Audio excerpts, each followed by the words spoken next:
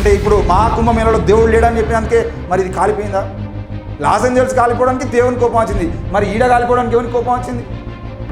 సిగ్గు లేనటువంటి మీడియా ఈరోజు సిగ్గు లేకుండా ప్రవర్తిస్తాం.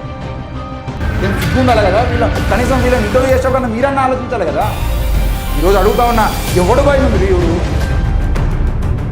చెప్పి మీరు ఈ సమాజానికి ఏం చేయాలనుకున్నారు? మీరు యాంకర్లకు ఎందుకు అవుతుందా? వీళ్ళ వల్ల దేశానికి ఏం ఉపయోగం లేదు. ఉపయోగం ఉన్నదంటే కనీసం అన్నలైనా కూడా ఆ అడవిని కాపాడడం కోసం, అడవిలోని ఆదివాసీ జాతిని కాపాడడం కోసం పనిచేస్తున్న విషయాన్ని మీరు గుర్తుపెట్టుకోవాలి.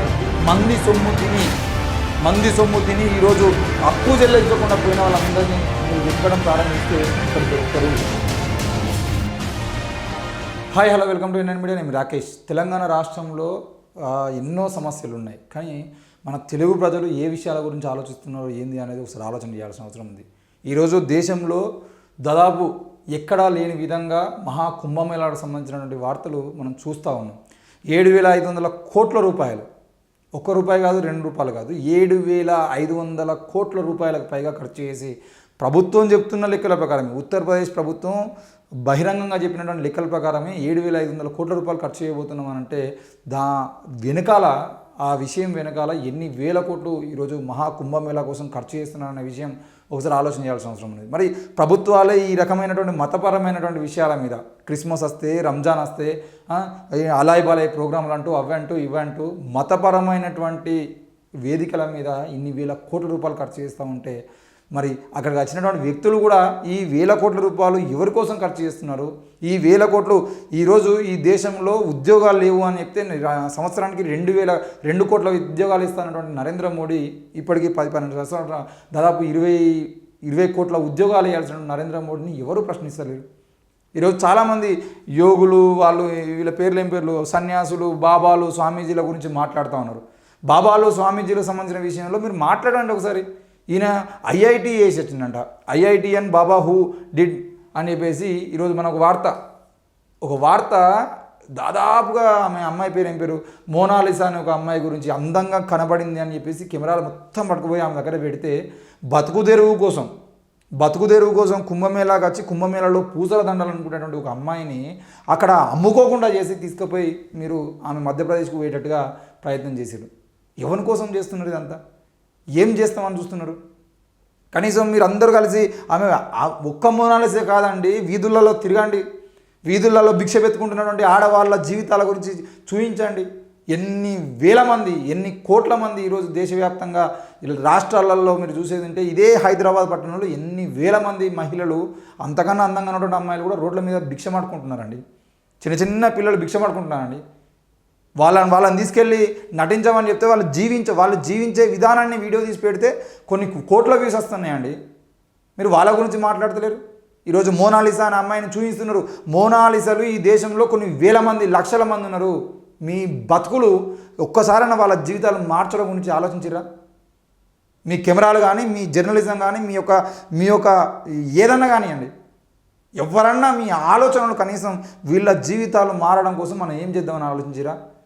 చాలాసార్లు చూస్తున్నాం ఫేస్బుక్లో, యూట్యూబ్లో, ఎక్కడో ఒకరు సోషల్ మీడియాలో వైరల్ కాగానే ఆయన తీసుకొచ్చి ఒక పాట పాడిపించడం. మొన్న ఒక పాస్టర్ కోయి అనే ఒక పాట పాడితే అది ఎప్పుడో పాడినటువంటి పాటను చాలా హైలైట్ చేసిర్రు, తీసుకుపోయారు, కూర్చోబెట్టారు, మాట్లాడిరు, వీడియోలు తీసిరు, అన్నీ చేసిరు, పాటను హైలైట్ చేసిరు, డీజే సాంగ్గా మార్చిరు, కథం అయిపోయింది. ఇప్పుడు మళ్ళీ ఈయన ఎక్కడి నుండి వచ్చిండు అని చెప్పేసి తవ్వుకుంటూ పోయి పెద్ద దొంగ లంగా అని చెప్పేసి మాట్లాడే పరిస్థితులు. మరి ఈ ఐఐటిఎన్లు, ఈ పెద్ద బాబాలు, స్వామీజీలు, కోటీశ్వరులు వీళ్ళందరూ ఎక్కడ నుండి వచ్చిర్రు? మరి వీళ్ళకి సంబంధించిన విషయంలో ఫేస్బుక్లో ఒక వార్త, అంటే ఒక పోస్ట్ వైరల్గా మారింది. ఆ పోస్ట్ను చదివేయడం ప్రయత్నం చేద్దాం. ఒకే ఒక ప్రశ్న బాబాజీ గారికి, ఒకే ఒక క్వశ్చన్ బాబాజీ గారికి. ఉప్పు, పప్పు, చింతపండు, నూనె అన్నీ పెరిగిపోయినాయి. ఈ దేశంలో నరేంద్ర మోడీ అధికారంలోకి వచ్చిన తర్వాత తగ్గుతాయి అనుకుంటే, కనీస నిత్యావసరాల ధరలు తగ్గిస్తారనుకుంటే పెరిగినాయి. దీనికి మోడీ భక్తులు చెప్పే సమాధానం ఏంది అని అంటే, ఎంత పెరిగినా పర్లేదు దేశం కోసమే అనిపించి విర్రవీగుతూ ఉంటారు. మరి ఉప్పు, పప్పు, చింతపండు, నూనె అన్నిటి ధరలు పెరిగిపోయినాయి. ఇల్లు గిల్లు అంటే కుఫ్లీ గల్లీలో తప్ప కాస్త సుమారైన ఏరియాలో కొనే పరిస్థితి లేదు. హైదరాబాద్ లాంటి పట్టణం తీసుకున్నా, లేదంటే ఇంకే పట్టణం, వరంగల్ లాంటి పట్టణం తీసుకున్నా కూడా, వరంగల్ సిటీలో ఒక సామాన్యుడు వచ్చి ఒక ఇల్లు కొనుక్కుందామంటే, ఇల్లు జాగా కొనుక్కుందామంటే ఈరోజు కొనుక్కునేటువంటి పరిస్థితులు లేవు. ఇక రోగం వస్తే, నొప్పి వస్తే హాస్పిటల్ బిల్లులు దెబ్బకు అటు నుంచి అటే. మొన్నటికి మొన్న ఇంటికి రిపేర్ ఉందని ఒక ప్లంబర్ని పిలిస్తే 10,000 అన్నాడు. ఇక సున్నం వేసేవాడు, సోప్ వేసేవాడు అని అది ఆరవుతుంది. ఈ విధవ టెన్షన్లలో మనశ్శాంతికి మందేమన్నా తాగి మర్చిపోదామంటే షాక్ కొడుతుంది. పెళ్ళి గిల్లి అంటే అబ్బో 25 సంవత్సరాల బడ్జెట్ పెట్టాలి. పిల్ల జిల్లా అంటే సినిమా హాల్లో పాప్కార్న్ కొనేటువంటి పరిస్థితి లేదు. జీఎస్టీ దెబ్బకు గోచి కొనాలంటే కూడా గాడిద చాకిరీ చేయాల్సినటువంటి తప్పని పరిస్థితి. ఇలాంటి క్లిష్ట పరిస్థితుల్లో బాబాజీ గారు చదువులు కూడా సంకనాగించి ఎట్లా సర్వైవ్ అవుతున్నారు, హౌ, అది కదా యూత్ తెలుసుకోవాల్సిన రహస్యం. అడగరే ఎవరు, అసలు ఎవర్రా మీరంతా అని అడగరే అంటున్నా అని చెప్పేసి ఒక పోస్ట్. ఈరోజు ఒక ఆడపిల్ల పెళ్లి చేయాలంటే వాళ్ళ నాన్న 20 ఏళ్ళు 30 ఏళ్ళు కష్టపడి సంపాదించుకున్న పైసలు మొత్తం ఖర్చు చేస్తున్నాడు. ఈరోజు ఒక పెళ్లి జరిగిందంటే ఆ పెళ్లి అప్పు తీరడం కోసం 10 నుండి 20 సంవత్సరాల టైం పడుతుంది. అంటే అప్పు చేసి కొన్నటువంటి ఈరోజు అప్పు చేసుకొని కొనుక్కునేటువంటి పరిస్థితులు తప్ప వేరే ఏమీ లేవు. ఈఎంఐ వచ్చిందంటే ఈఎంఐ టైంకి పైసలు జేబులో ఉంటున్నట్లేదు. నోట్ల రద్దు చేసిన తర్వాత, ఈ దేశంలో నరేంద్ర మోడీ అధికారంలోకి వచ్చిన తర్వాత నోట్ల రద్దు చేసిన తర్వాత కనీసం చేతిలో సమయానికి పైసలు లేక అల్లాడిపోతున్నటువంటి జనాలు ఎంతోమంది ఉన్నారు. అకౌంట్లో డబ్బులు ఉంటున్నాయి, కానీ ఈ అకౌంట్లో ఉంటున్న డబ్బులు మొత్తం దేనికి దానికి టైంపాస్ ఖర్చు అయిపోతూ ఉన్నాయి. ఇంతకుముందు చేతిలో ఒక 500 రూపాయలు ఉండేదంటే ఆ 500 రూపాయల నోటుని విడిపించాలంటే బాధపడేటువంటి పరిస్థితులు 500 విడిపిద్దాం అని చెప్పేసి అనుకున్నారు. కానీ ఈరోజు అకౌంట్లో ఉండేదంటే 20 రూపాయలు 30 రూపాయలు 50 రూపాయలు 100 రూపాయలు ఎందుకు ఖర్చు చేస్తున్నామో తెలియకుండా బయటికి పోయి లోపలికి వచ్చేసరికి కథం ఆ 500 రూపాయలు ఉండట్లేదు. చిల్లర రూపాయికి కూడా విలువ ఉండేది. రూపాయి కూడా తీసుకొని జేబులో వేసుకొని కింద పడితే మొక్కుకునేవాళ్ళు. మరి ఈరోజు ఆ రూపాయలకు విలువ ఉందా? అసలు ఎన్ని రూపాయలు ప్రతి సంవత్సరం ఎన్ని వందల వేల రూపాయలు ఏ ట్యాక్స్ల రూపంలో ఎందుకు కట్ అవుతున్నాయో కూడా తెలియనటువంటి పరిస్థితిలో ఉన్నాం. ప్రతి సంవత్సరం ఏటీఎం ఛార్జెస్ అని చెప్పేసి డబ్బులు కట్ అయితే, అకౌంట్ మెయింటెనెన్స్ కోసం డబ్బులు కట్ అయితే, ఏటీఎంలో 3 సార్లు డబ్బులు డ్రా చేసేందుకు డబ్బులు కట్ అయితే, లేదంటే మీరు ఫోన్పేలో అకౌంట్ ట్రాన్స్ఫర్ డబ్బులు చేసుకుంటూ ఉంటే ఆటోమేటిక్గా డబ్బులు కట్ అవుతూ ఉంటాయి. ఇవన్నీ డబ్బులు కట్ అయితేనే ఉన్నాయి. మరి ఇన్ని డబ్బులు కట్ అవుతూ ఉన్నాయి, వీళ్ళ అకౌంట్లోకి వెళ్ళి అప్పుడు కనీసం రూపాయి బయటికి ఇచ్చేది ఉంటే రూపాయి గురించి ఆలోచించడం. మనం ప్రతిరోజు కొన్ని వందల రూపాయలు, ప్రతి సంవత్సరం కొన్ని వందల రూపాయలు ట్యాక్స్ల రూపంలో మన అకౌంట్లోకి వెళ్ళి తీసుకుంటా ఉంటే ఎప్పుడన్నా ఆలోచన చేసినామా? ఈరోజు ఈ బాబాలు స్వామీజీలు ఇంత గొప్పగా బతకడానికి మొన్న మన తెలంగాణకు ఒక అఘోరి అనే ఒక మహిళ వచ్చిపోయింది. ఆమె గురించి మీ అందరికీ తెలుసు. ఆ అఘోరి అనే మహిళ కారు మెయింటైన్ చేసి ఆంధ్రప్రదేశ్ రాష్ట్రానికి పోయి ఆంధ్రప్రదేశ్ రాష్ట్రంలో పెట్రోల్ బాటిల్ తీసుకొచ్చుకొని మీద పోసుకొని కారును తగలబెడతా అని చెప్పేసి మాట్లాడింది. 10 లక్షల 15 లక్షల రూపాయలు విలువ చేసే కారును తగలబెడతా అనేటువంటి డబ్బులు ఈమె దగ్గరికి ఎట్లా వస్తాయి? తెలంగాణ రాష్ట్రం ఆంధ్రప్రదేశ్ రాష్ట్రం 2 దేశవ్యాప్తంగా మొత్తం కాశీకి కూడా పోయి వచ్చేటువంటి పరిస్థితులు ఆమె ఉన్నప్పుడు ఆమెకు పెట్రోల్కి డబ్బులు ఎక్కడ వస్తూ ఉన్నాయి? ఆమె ఐఫోన్ మెయింటైన్ చేస్తూ ఉంది అని అంటే ఎందుకు మెయింటైన్ చేయొద్దని చెప్పి చాలామంది మాట్లాడుతున్నారు. ఆమెకు సపోర్ట్గా కూడా మేము మాట్లాడినాం. ఆమె బట్టల గురించి కానీ, లేదంటే ఆమె వ్యక్తిత్వం గురించి కానీ, ఆమెకు పీరియడ్స్ గురించి కానీ మీడియా అడగడం సిగ్గు చేయడం అని చెప్పేసి కూడా మేము ఎన్ఐఎన్ మీడియా నుండి ప్రశ్నించినాం. కానీ వీళ్ళకు డబ్బులు ఎక్కడ నుండి వస్తూ ఉన్నాయి? దీని గురించి కదా మాట్లాడాల్సినటువంటి అవసరం ఉంది. కనీసం ఎవడన్నా అరే మీకు డబ్బులు ఎక్కడ నుండి వస్తున్నాయిరా, మీరు ఎట్లా బతుకుతున్నారా? బాబాలు స్వామీజీలు అని చెప్పేసి రామ్దేవ్ బాబా లాంటి వాడు ఇన్ని వేల కోట్ల రూపాయలకి ఎట్లా యజమానయ్యిండు? స్వామీజీలు పేర్లతోని ఈరోజు వేల ఎకరాల భూములు కబ్జా చేసుకొని వీళ్ళు ఎట్లా బతుకుతున్నారు? నిత్యానంద లాంటి వాళ్ళు బాబా అవతారం ఎత్తి ఈరోజు ఆడవాళ్ళ మీద అత్యాచారాలు చేసి వాళ్ళ జీవితాలను నాశనం చేసేదంటే చంపి అక్కడే బొంద పెడితే కనీసం ఎవరన్నా మాట్లాడినామా? ప్రశ్నించినామా? మతం గురించి మాట్లాడుతున్నా కోపాలు వస్తున్నాయి, దాడులు చేస్తున్నారు, కొడుతున్నారు. మరి ఇదే మతాన్ని అడ్డం పెట్టుకొని దందాలు చేస్తున్నటువంటి ఎదవల గురించి ఎవడన్నా మాట్లాడుతున్నాడా?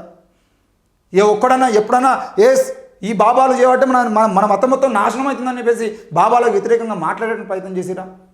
ఈ బాబాలు స్వామీజీలు కాదా ఈరోజు హిందూ మతాన్ని అడ్డం పెట్టుకొని హిందూ మతాన్ని నాశనం చేస్తున్నది బైర్ నరేషో కత్తి మహేష్ లాంటి వల్ల? వీళ్ళు కాదా? ఇలాంటి ఎదవలు చేస్తున్నటువంటి పనుల వల్ల కదా ఈరోజు వాళ్ళు మాట్లాడేటువంటి పరిస్థితులు వస్తూ ఉన్నాయి. నిత్యానంద అత్యాచారం చేయకపోతే నిత్యానంద గురించి, నిత్యానంద అడ్డం పెట్టుకున్నటువంటి మతం గురించి మాట్లాడేటువంటి అవసరం ఎందుకు వస్తుంది? ఈరోజు అయ్యప్ప గురించి మాట్లాడినంటే అయ్యప్ప పుట్టుకకు సంబంధించిన విషయంలో రాసినోడు కదా తప్పు రాసింది, మాట్లాడినోడు గురించి మీరు మాట్లాడుతున్నారు. ఈరోజు అయ్యప్ప పుట్టుక గురించి రాసినోడు ఎవడు? దాని గురించి చెడుగా రాసినోడు ఎవడు? 2 మగవాళ్ళు కలుసుకుంటేనే అయ్యప్ప పుట్టినని చెప్పేసి ఆ గ్రంథం చెప్తున్నప్పుడు మాట్లాడినవాని గురించి మాట్లాడుతున్నాడు, తప్పు చేసిన గురించి ఎవడు మాట్లాడుతున్నాడు ఎందుకు? ఏదన్నా కానివ్వండి, ప్రతి అంశం ఈరోజు ఈ విషయాల గురించి మాట్లాడితే మా హిందూ మతం మీద దొరికిందా అని సంసారి మాటలు మాట్లాడుతూ ఉంటారు. అరే బాబు, పుట్టింది హిందూ మతంలో, పెరుగుతున్నది హిందూ మతంలో, ఇంత పని చేస్తున్నది హిందూ మతం గురించే కాబట్టి, హిందూ మతంలోనే వివక్ష ఉంది కాబట్టి, హిందూ మతంలోనే కులం ఉంది కాబట్టి, హిందూ మతంలోనే ఇన్ని రోజుల నుండి మనం మనుషులుగా చూడట్లేదు కాబట్టి ఆ మతం గురించే మాట్లాడతాం. తప్పకుండా క్రిస్టియన్ మతాల గురించి మాట్లాడుతున్న వాళ్ళు ఎంతోమంది ఉన్నారు, ఈ వేరే మతాల గురించి మాట్లాడుతున్న వాళ్ళు ఎంతోమంది ఉన్నారు. మొన్న లాస్ ఏంజల్స్ గురించి మాట్లాడుకుంటే లాస్ ఏంజల్స్లో మొత్తం మంటలు వస్తాయి. ఏమని మాట్లాడారా మీరు? దేవుడు లేడు అన్నందుకే మొత్తం తగలబడుతూ పోతుందని. మరి నిన్న మీ మహాకుంభమేళలో మొత్తం కాలిపోయింది కదా, దాదాపు 30 టెంట్లు అని చెప్పేసి ప్రభుత్వం ప్రకటించింది. 300 టెంట్లు కాలిపోయినాయి అని చెప్పేసి అక్కడ ఉన్నటువంటి మీడియా వాళ్ళు చెప్తా ఉన్నారు. మరి 300 టెంట్లు కాలిపోయినాయి, ఎంతమంది చచ్చిపోయారో తెలియదు, ఎంతమంది బూడిదయ్యారో తెలియదు. మరి వీళ్ళందరి గురించి సంబంధించిన విషయంలో ఎవరు మాట్లాడారు? అంటే ఇప్పుడు మహాకుంభమేళలో దేవుడు లేడని చెప్పినందుకే మరి ఇది కాలిపోయిందా? లాస్ ఏంజల్స్ కాలిపోవడానికి దేవుని కోపం వచ్చింది, మరి ఈడ కాలిపోవడానికి ఎవరికి కోపం వచ్చింది? ఈ విషయం గురించి మాట్లాడరా? అంటే మీకు ఏ అంశం దొరికితే ఆ అంశంలో ఉరికొచ్చి మతం గురించి దేవుని గురించి చెప్పడం తప్ప కనీసం మనుషులం మనం మనుషులము, మనకు మెదడు ఉన్నది, మెదడుతోనే ఆలోచించాలి, మనం చదువుకున్నాము, మనం మూర్ఖులం కాదు, మనం ఎదవలం కాదు అని చెప్పేసి కనీసం ఒక ఐఐటి అని వచ్చిండు. ఈయనను ఇంటర్వ్యూ చేసినంటే ఇంటర్వ్యూలో చాలామంది చెప్తా ఉన్నారు ఇంటర్వ్యూల గురించి. ఆయన ఏమంటున్నాడు, నేను ఒక ఆశ్రమంలో పని చేసిన, ఆశ్రమంలోకి వెళ్ళి నన్ను నిలగొట్టిరు. ఎందుకు వెళ్ళగొట్టిరు భయ్? నువ్వు ఆశ్రమంలో పని చేస్తున్నప్పుడు ఆశ్రమంలో నుండి ఎందుకు వెళ్ళగొట్టిరు? నువ్వేం తప్పు చేసినావు? నువ్వు తప్పు చేసినావా లేకపోతే నిన్ను నిలగొట్టడానికి వాళ్ళు తప్పు చేసిరా? ఈ విషయం గురించి మాట్లాడాలి కదా, ఎందుకు మాట్లాడతారు? ఈ ఆశ్రమాల్లో, ఈ బాబాల దగ్గర, ఈ స్వామీల దగ్గర తక్కువ కులపోలు ఎంతమంది ఉంటున్నారు? ఈ తక్కువ కులపోలు పనులు చేయడానికి, వాళ్ళ పాదుకలు కడగడానికి, లేదంటే వాళ్ళ పాదాలను నొక్కడానికి తప్ప, వాళ్ళ పక్కలేయడానికి తప్ప వేరే దానికి ఏమన్నా పనికొస్తున్నారా? ఈ విషయం గురించి కదా ఆలోచించాల్సిన అవసరం ఉంది. ఈరోజు ఎన్ని వేల కోట్ల రూపాయలు ఖర్చు చేస్తున్నటువంటి వీళ్లకు ఇంత హై క్లాస్గా ఐఫోన్లు మెయింటైన్ చేస్తూ హై క్లాస్గా బతుకుతున్నటువంటి వీళ్లకు ఈ డబ్బులు ఎక్కడ నుండి వస్తూ ఉన్నాయి? ఈ పోస్టుకు సమానం చెప్పాల్సినటువంటి అవసరం ఉంది కదా. ఉప్పు కొనాలన్నా, పప్పు కొనాలన్నా, చింతపండు కొనాలనుకున్నా, నూనె కొనుక్కోవాలనుకున్నా, నరేంద్ర మోడీ రాకముందు 80 రూపాయలు ఉన్నటువంటి నూనె ఇప్పుడు 180 రూపాయలు, 160 రూపాయలకు వచ్చింది. మరి మంచి క్వాలిటీ నూనె కొందామంటే కూడా కొనేటువంటి పరిస్థితుల్లో లేరు. ఫామ్ ఆయిల్ నూనెలు వాడాల్సినటువంటి పరిస్థితుల్లో బతుకుతున్నారు జనాలు. మరి ఇట్లాంటి మన సకినాలు సంక్రాంతి పండుగ ఇంట్లో పిండి వంటలు వేసుకుందామని చెప్పేసానంటే మంచి నూనె కొనుక్కునే అంటే 150-200 రూపాయలు పడుతుంది, అవసరం లేదు అని ఫామ్ ఆయిల్ 60 రూపాయలు 80 రూపాయలు ఫామ్ ఆయిల్ ప్యాకెట్లు కొనుక్కుని వాటిల్లో పిండి వంటలు వేసుకున్నటువంటి పరిస్థితులు ఎందుకు ఉంటున్నారు పేదరికంలో ఉన్నటువంటి మనుషులు? మరి వాటి గురించి కదా మాట్లాడాల్సింది.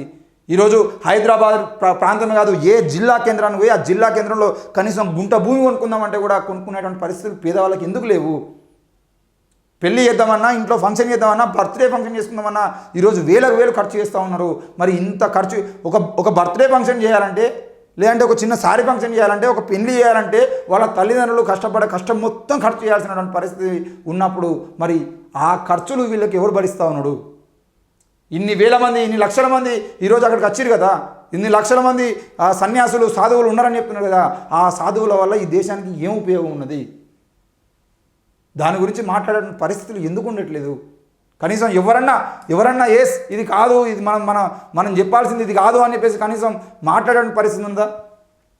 చూడండి, ఒక్క గింజ ధాన్యం పండించినటువంటి జాతి, ఒక్క గింజ ధాన్యం పండించని జాతి, 2 గడ్డి పరకలు కూడా పశువులకు ఇవ్వలేనటువంటి జాతి, 2 గడ్డి పరకలు కోసుకొచ్చి పశువులకు దాన వేసి పశువుల్ని పెంచేటువంటి జాతి కూడా కాదు ఇది. 2 గడ్డి పరకలు పశువులకు ఇవ్వలేని జాతి, ముడ్డికి మూరడు గుడ్డనేయడం కూడా అటువంటి జాతి. వాళ్ళు కట్టుకున్నటువంటి ఈ గుడ్డలు ఏవైతే ఉన్నాయో, ఆ మూతులకు కానీ నెత్తులకు కానీ ముడ్డికి కానీ కట్టుకున్నటువంటి ఆ గుడ్డ ఏదైతుందో దాన్ని నేయడం కూడా రానటువంటి ఈ జాతి అమాయక జనం మీద పడి దైవత్వం పేరుతో మేస్తున్న జాతి. అమాయక జనం మీద పడి అమాయకులు, ఏ మతంలో ఉన్నటువంటి హిందూ మతమైనా, క్రిస్టియన్ మతమైనా, లేదంటే ముస్లిం మతమైనా, ఈరోజు బైబిల్ పట్టుకొని రాగానే పాస్టర్ వచ్చిందని చెప్పేసి అందులో 100 రూపాయలు 10 రూపాయలు పెడుతున్నటువంటి అమాయక ప్రజలు ఎవరైతే ఉన్నారో ఆ అమాయక ప్రజల మీద పడి దైవత్వం పేరుతో మేస్తున్న జాతి ఇది. ఈ జాతి గురించి మీడియా, పత్రికలు సిగ్గు లేకుండా మోస్తున్నాయి. ఈ దేశాన్ని అవనతంలోకి నెట్టడానికి అహర్నిశలు శ్రమిస్తున్నాయి. క్లియర్గా ఈ జాతిని మోయడానికి మీడియా, పత్రికలు సిగ్గు లేకుండా 24 గంటలు పనిచేస్తూ ఉన్నాయి. ఎంత దారుణం ఇది! బైరి నరేష్ కామెంట్ చేసినప్పుడు ఒక మీడియా సంస్థ 48 గంటల పాటు ఆయన మీద ట్రోలింగ్ చేసింది. 48 గంటలు ఆయన ఫోటోనే పెట్టుకొని బతికింది. మరి నిన్న ఇదే కుంభమేళలో కాలిపోతూ ఉంటే కనీసం 20 నిమిషాల వీడియో కూడా చేయలేకపోయింది. ఇది ఏమనాలదని? ఒకడు మతం పేరుతో మతాన్ని అడ్డం పెట్టుకొని యూట్యూబ్ ఛానల్ నడిపించుకుంటూ వాడు లక్షల కోట్ల రూపాయలు ఈరోజు సంపాదిస్తే ఉంటే ఆ మతం అడ్డం పెట్టుకొని ఈరోజు లక్షల రూపాయలు డిమాండ్ చేస్తూ బిజినెస్ మ్యాన్లను బెదిరిస్తూ ఉంటే వాని గురించి మాట్లాడలేక సిగ్గులేక ఎందుకు తలదించుకునేది? మరి దయచేసి ఆలోచన చేయాల్సిన అవసరం ఉంది. ఈరోజు మీరు ఈ ప్రశ్నకు సమాధానం చెప్పాల్సిన అవసరం ఉంది. ఒక్క గింజ తిండిని, మనం తినేటువంటి అన్నం గింజను పండించని జాతి ఎవరు? కనీసం వాళ్ళ ముడ్డి కట్టుకున్నటువంటి ఆ గుడ్డ పేగుల్ని కూడా నేయడం రానటువంటి జాతి. కనీసం వీళ్ళ వల్ల ఈ ఈ జాతి వల్ల ఈ దేశానికి ఏమైనా ఉపయోగం ఉందా అని చెప్పేసి నేను ప్రశ్నిస్తూ ఉన్నాను. దయచేసి ఆలోచన చేయాల్సిన అవసరం ఉంది. ఈరోజు నేను అడగట్లేదు, మొత్తం సమాజం మొత్తం అడుగుతూ ఉంది. సమాజం మొత్తానికి సమాధానం చెప్పాల్సిన అవసరం ఉంది. ఎందుకు మనం ఈరోజు వీళ్ళని నమ్ముతూ ఉన్నాం? వీళ్ళ వల్ల ఏం ఉపయోగం ఉన్నది? వీళ్ళని నమ్ముకుంటే మనకు వచ్చేదేమున్నది? కనీసం ఇవన్నిటి గురించి మనం ఆలోచన చేయాల్సిన అవసరం ఉంది. దయచేసి ఇప్పటికైనా ప్రజలు ఆలోచన చేయకపోతే రేపటి రోజున ఇలాంటి వ్యక్తులు ఏం చేయబోతున్నారో కూడా మీరు ఆలోచన చేయాల్సిన అవసరం ఉంది.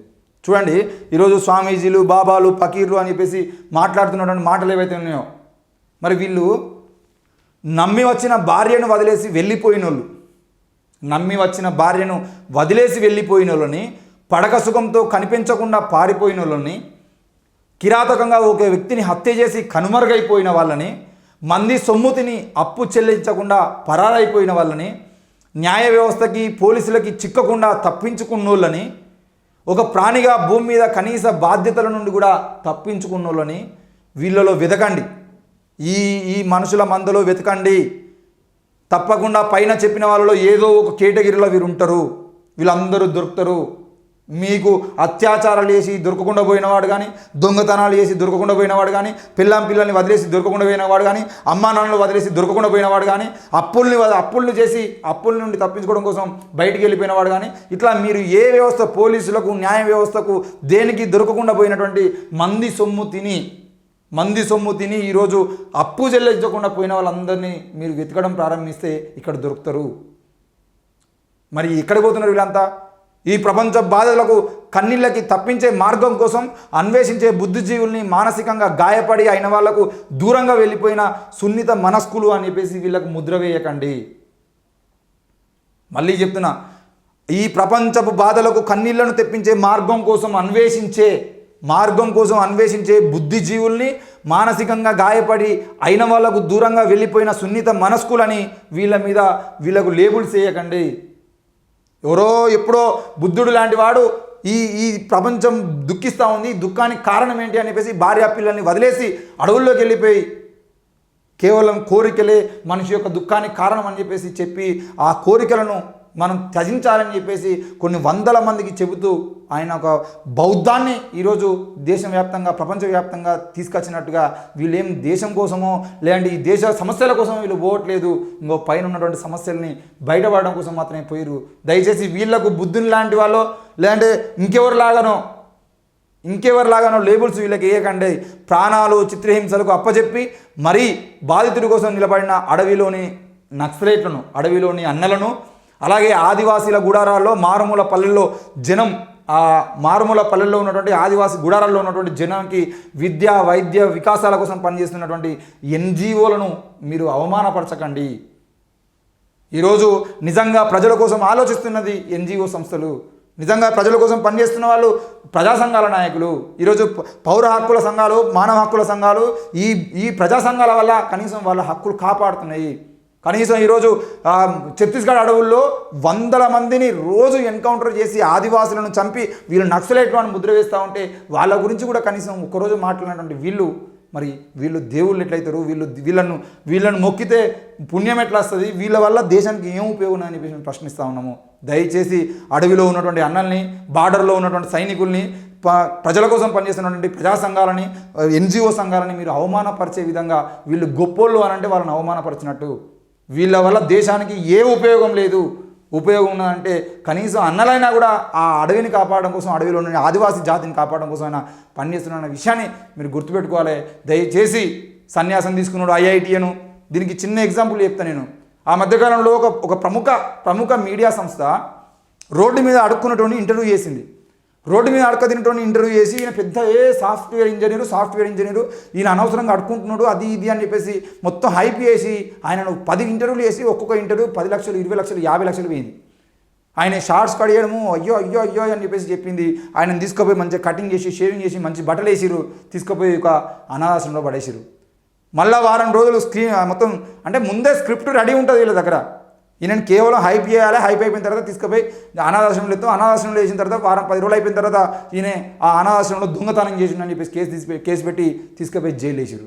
ఆ జైల్లో ఉన్నటువంటి ఒక వ్యక్తి మాతో మాట్లాడుకుంటూ చెప్పిండు, ఆ పలానా వ్యక్తిని జైల్లో తీసుకొచ్చినప్పుడు నా పక్కపండి బ్యారక్లోనే ఉండే తమ్మి, ఆయన అడిగినా మరి ఏంది నువ్వు ఇట్లా దొంగతనం విషయంలో జైలుకి వచ్చినవి ఏంది అని అడిగితే, నేను ఏడ దొంగతనం చేసినో నాకు తెలియదు, ఏం దొంగతనం చేసినా తెలియదు, దొంగతనం చేసుకొని నేను ఏడబెట్టుకోవాలి, నేనే ఉన్నది అనాథను, నేను రోడ్డు మీద అడక తినటోని తీసుకొచ్చి అనాథాశ్రమంలో వేసి నా మీద దొంగతనం కేసు పెట్టిరు, నేను అడక తినకుంటూ ఉన్నా, హ్యాపీగా ఉన్న బస్ స్టాండ్లో వండుకున్నా, వీళ్ళు ఎవడు నన్ను టీవీలో చూపించమన్నాడు, ఎవడు నన్ను బయట తీసుకురమ్మన్నాడు, ఎవడు నాకు కటింగ్ చేయించమన్నాడు, ఎవడు నన్ను షేవింగ్ చేయించమన్నాడు, ఎవడు నన్ను తీసుకొచ్చి అనాథాశ్రమంలో ఏమని అడిగిండు, నేను అన్నీ వదిలేసుకొని పోయి మంచిగా ప్రశాంతంగా బతుకుతా ఉంటే మళ్ళీ తీసుకొచ్చి వీళ్ళు నన్ను అనాథాశ్రమంలో వేసి నా మీద దొంగతనం కేసు పెట్టిరు, ఈరోజు నేను దొంగనైనా రేపటి రోజున నేను ఎక్కడ కనబడ్డా కూడా నన్ను దొంగ అంటారు కానీ బిచ్చగాడు అన్నారు. మరి ఇలాంటి పరిస్థితులు ఆయన మాట్లాడినటువంటి మాటలు ఈరోజు అడుగుతా ఉన్నా, ఎవడు భయం మీరు ఎవరు? ఒక మనిషిని తీసుకొచ్చి వాని గురించి మీరు చెప్పి మీరు ఈ సమాజానికి ఏం చేయాలనుకున్నారు? ఎవడత్తడు ఈయన చెప్పిన మాటలు వింటే, ఈయన చెప్పిన ఉంగరం చెప్తే మీ జీవితాలు మారిపోతాయి, ఈయన చెప్పినట్లు 3 రోజులు చేస్తే మీ జీవితాలు మారిపోతాయి, మీరు యాంకర్లకు ఎందుకు బతుకుతుర్రా? వాళ్ళు చెప్పినట్టు చేసి మీరు కోటీశ్వరులు కావచ్చు కదా, 30,000 40,000 జీతానికి ఆ టీవీలలో మీరు ఎందుకు బతుకుతున్నారు? మరి ఎవడో బాబాగాడు చెప్పినట్టుగా పోయి 4 రోజులు తలకాయ కిందికి కాళ్ళ మీద పెట్టి పండురి, మీ జీవితాలు బాగుపడతారు. కోటీశ్వరులు కానీ మీరు మీ పేరు అక్షరంలో ఇది యాడ్ చేసుకుంటే మీ జీవితాలు బాగుపడతాయి. నేను చెప్పినట్టు చేస్తే మీ జీవితాలు బాగుపడతాయి. చెప్పడానికి వానికి సిగ్గు లేకపోతే వినడానికి మీకు సిగ్గు లేదా? దయచేసి ఇలాంటి వాళ్ళని ఎట్టి పరిస్థితుల్లో కనీసం వాళ్ళ గురించి ఆలోచించడం కూడా మానేయండి. ఈ దేశాన్ని శాస్త్రీయబద్ధంగా ఈ దేశాన్ని అభివృద్ధి పదం వైపు మొన్న కూడా మాట్లాడుకుంటూ మేము ఈ దేశాన్ని 100 సంవత్సరాలు వెనక్కి తీసుకుపోవాలనుకుంటున్నామండి. 100 సంవత్సరాలు వెనక్కి తీసుకుపోతారట. 100 సంవత్సరాలు వెనక్కి తీసుకుపోయి ఏం చేస్తారు? మళ్ళీ బ్రిటిష్ వాళ్ళ కాలాకర పెడతారా? ఏం అసలు 100 సంవత్సరాలు వెనక్కి తీసుకుపోవడానికి కారణం ఏంటిది? 100 సంవత్సరాలు వెనక్కి తీసుకుపోయి ఏం చేస్తావు? నేను ఫేస్బుక్లో పోస్ట్ పెట్టుండే, ఈయనే పెద్ద మనిషి, మేము 200 ఏళ్ళు వెనక్కి వెళ్ళి బతకాలనుకుంటున్నాం. 200 ఏళ్ళు వెనక్కి వెళ్ళి బతకాలనుకుంటే అంటే 200 ఏళ్ల క్రితం ఈ దేశానికి రాజ్యాంగం లేదు, ఈ దేశంలో ఎస్సీ ఎస్టీ బీసీలో బతికే హక్కు లేదు, వీళ్ళకి మళ్ళీ మూతికి ముంత కట్టుకొని ముడ్డికి చీపురు కట్టుకొని వీళ్ళు మళ్ళీ ఈ అంటరాని వాళ్ళు బతకాలి, శూద్రులాగా కుల పని చేసుకొని బతకాలి. మేము బ్రాహ్మణులము క్షత్రియులము, మేము బ్రాహ్మణులేమో పూజలు చేసుకొని బతుకుతారు, గుడులు మొత్తం వాళ్ళకే, క్షత్రియులేమో రాజులుగా బతుకుతారు, వైశ్యులేమో వ్యాపారం చేసుకొని బతుకుతారు, శూద్రులు వీళ్ళకి అన్ని పనులు చేసి పెట్టాలి, గుడ్డని వేయాలి, లేదంటే కుండలు వేయాలి, ఇంకేదైనా పని వడ్రంగి పని ఉంటే వడ్రంగి పని, కంసాలి పని ఉంటే కంసాలి పని, ఏ పని ఉంటే ఆ పనులు చేసుకోవాలి. అంటరాని వాళ్ళు ఊరవతలు ఉండాలి. మళ్ళీ వచ్చి మేము తిని ఎరిగినటువంటి వాటిని తీసి మీరు బయటపడేయాలి. 200 ఏళ్ళు వెనక్కి తీసుకుపోతామనంటే ఏందిరాబాయ్? నువ్వెవడు 200 ఏళ్ళు అంటే ప్రపంచ దేశాలన్నీ ముందుకు పోవడం కోసం ప్రయత్నం చేస్తూ ఉంటే, అమెరికా రష్యా చైనా లాంటి దేశాలేమో మనకన్నా 100 ఏళ్ళు ముందు ఆలోచిస్తూ ఉంటే, జపాన్ లాంటి దేశాలు మనకన్నా 200 ఏళ్ళు ముందు పోతూ ఉంటే నువ్వు 200 ఏళ్ళు వెనక తీసుకుపోతావా? ఏం సిగ్గు ఉండాలి కదా? కనీసం వీళ్ళని ఇంటర్వ్యూ చేసేటప్పుడు మీరన్నా ఆలోచించాలి కదా. 200 ఏళ్ళు వెనక తీసుకుపోవడం ఏందండి? మరి 200 ఏళ్ళు వెనక తీసుకుపోయిందంటే మీ ఛానళ్ళు ఉండవు, మీ కంప్యూటర్లు ఉండవు, మీ మైకులు ఉండవు, మీ బతుకులు ఉండవు, మీకు బట్టలు ఉండవు. ఈ యాంకర్ అమ్మాయికి 200 ఏళ్ల క్రితం మంచి పాయింట్ షర్ట్ వేసుకున్నటువంటి అవకాశం ఉందా? 200 ఏళ్ల క్రితం నీకు బట్టలు ఉన్నాయా? లేదంటే నువ్వు మళ్ళీ రొమ్ము ట్యాక్స్ కడతావా? రొమ్ము ట్యాక్స్ కట్టడానికి సిద్ధంగా ఉన్నావు నువ్వు? వీటి గురించి మరి ఒక్కడు మాట్లాడు, వాడు ఏం చెప్తే అదిలాగా గొర్రెలాగా విని సూపర్ సూపర్ సూపర్ అంటారు. సిగ్గు లేనటువంటి మీడియా ఈరోజు సిగ్గు లేకుండా ప్రవర్తిస్తాం. దయచేసి వీటన్నిటి గురించి ఆలోచన చేయాల్సిన అవసరం ఉంది. 200 వెనక్కి పోవడం కోసం కాదు ఈ దేశం, మనం ముందుకు పోవడం కోసం, జపాన్తో పోటీ పడడం కోసం, చైనాతో పోటీ పడడం కోసం, అమెరికాతో పోటీ పడడం కోసం, రష్యాతో పోటీ పడడం కోసం మనం అన్ని రంగాల్లో ముందుకు పోవాలి తప్ప వెనక్కి పోయేటువంటి ప్రయత్నాలు మాత్రం చేయదని కోరుకుంటూ, దయచేసి ఇది ఎవరిని అవమానించడం కోసమో లేదంటే ఇంకేదో చేయడం కోసమో ఇవన్నీ కాదు. దయచేసి కేవలము ఈ దేశాన్ని వెనక్కి తీసుకుపోయేటువంటి కుట్రలు జరుగుతూ ఉన్నాయి. మనం ఆలోచన చేయాలి, ఈ దేశాన్ని ముందు తీసుకుపోయేటువంటి ప్రయత్నం చేయాలి. మనం చదువుకున్న చదువులు ఈ ప్రపంచానికి మనం ఏందో చూపించే విధంగా ఉండాలని చెప్పేసి కోరుకుంటూ చూస్తూనే ఉండండి NN మీడియా. Thank you.